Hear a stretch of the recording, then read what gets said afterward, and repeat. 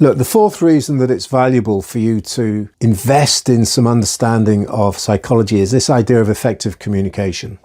Most people I know think they're good communicators, but the reality is they're not. This is a quote that I love that really sums the problem up. The single biggest problem in communication is the illusion that it's taken place.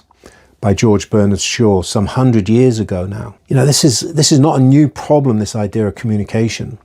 And, because communication is such a big part of our lives now, we all carry technology we fit in our hands that is sort of unbelievable. Even 30 years ago, inconceivable the power we now carry in our phones in our hands. And we've got all sorts of social media channels. We got WhatsApp, we got Zoom, we got Teams, hundreds of different ways that we can communicate together. We tend to think I must be communicating effectively, but the reality is this: communication doesn't happen just because you've sent a message or had a chat with somebody. That is not communication. Communication only happens when you are sure that the other person has understood what you meant. So how do you get there? There's something I call the golden rule. And you've probably heard of this, and you probably were brought up with this rule. Treat others as you would like to be treated. The golden rule. Sounds reasonable, doesn't it? It sounds fair. Treat others as you would want to be treated. Well, the trouble is in communication, that does not work. There's a golden rule, but there's also a diamond rule. And the diamond rule is this: when it comes to communication, you have to treat people the way they want to be treated. And that's because we have this thing called personality, and there are different personality traits, and different personality traits like to be communicated with in different ways. And you'll know this just from people you know. Some people like direct communication. Some people like softer communication. Some people like detail. Some people like the big picture. Now, if you don't understand how to give people the information they want in the way they want it, you're going to struggle for your communication to be effective. So how do you go about understanding personality? There's lots of different tools out there for understanding personality.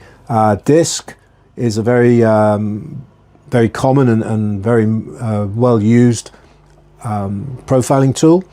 So is MBTI, so is Insights, so is Ocean. There's lots of them. There's probably hundreds, if not thousands, of different personality tools out. My personal favorite is DISC. I'm accredited in delivering DISC personality profiling and coaching people through that. I like it because it's simple and it helps people to really get their heads around in a very practical way how personality shows up from a communication perspective. Really, the idea of communication, effective communication, is helping people to understand what it is you are really trying to say, really trying to communicate. What's the important issue? And because we have this confusing thing of different personality styles, that leads to different priorities, different areas of focus. So you might have said one thing and the person you're talking to or that you've written to on an email could have different priorities and focus on something very, very different to what you intended. So this is the idea that I love. Communication hasn't happened until you know the other person understands what you wrote, what you said, as you intended, as you meant. And that puts the responsibility for communicating effectively on your shoulders. Now you might be thinking, oh great, something else I've got to bear. And I get that. It can feel that way. But what's the consequences if you're not communicating effectively? If you're just thinking, well, I sent that email, I sent that message, I had that chat, and you're thinking, well, surely that's the communication done. Well, you're going to end up being disappointed, frustrated, potentially irritated, and worse. For the very reasons that I've just been through. People take different things because out of a communication, out of a conversation, out of a message, because they have different priorities.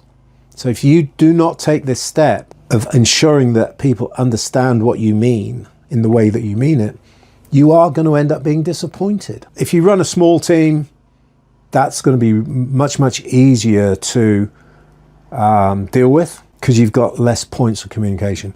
If you run a big organization with lots of people, it's going to be much harder to ensure that everybody through the organization has that same degree of understanding. And it becomes even more important to have strategies around effective communication.